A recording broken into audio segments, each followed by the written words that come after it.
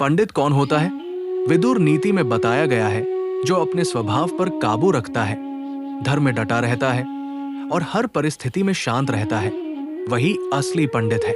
विदुर नीति के अनुसार जो व्यक्ति अपने वास्तविक स्वरूप का ज्ञान रखता है, उद्योग करता है, दुख सहने की शक्ति रखता है और धर्म स्थिर रहता है, ये गुण जिसे पुरुषार्थ से च्युत नहीं करते, वही पंडित कहलाता है। जो अच्छे कर्म करता है, बुरे कामों से दूर रहता है, आस्तिक और श्रद्धालु है, उसे पंडित कहा जाता है।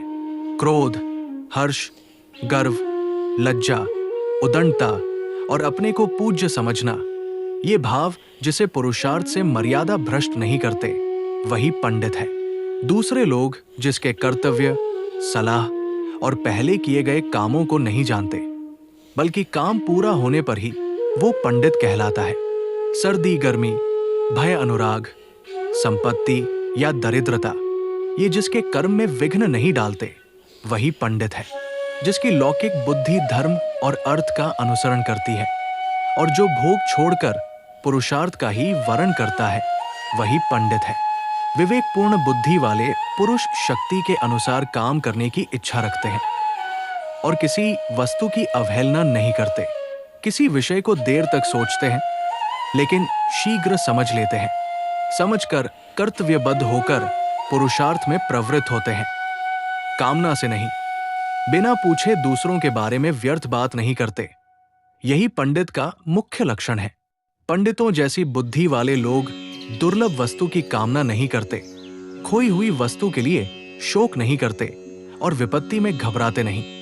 जो पहले निश्चय करके कार्य आरंभ करता है, बीच में नहीं रुकता, समय व्यर्थ नहीं जाने देता और चित्त को वश में रखता है, वही पंडित है।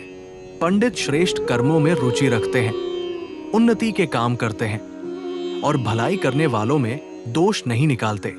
जो अपना आदर होने पर हर्ष से फूल नहीं उठता, अनादर से संतप्त नहीं होता और जिसका चित्त गंगा के कुंड की तरह शांत रहता है, वह पंडित है। जो भौतिक पदार्थों की असलियत जानता है, सभी कार्य करने का तरीका जानता है और मनुष्यों में उपाय का जानकार है, वही पंडित है। जिसकी वाणी कहीं रुकती नहीं, विचित्र ढंग से बातचीत करता है, तर्क में निपुण और प्रतिभाशाली है और ग्रंथ के तात्पर्य को शीघ्र बता सकता है, वह पंडित है।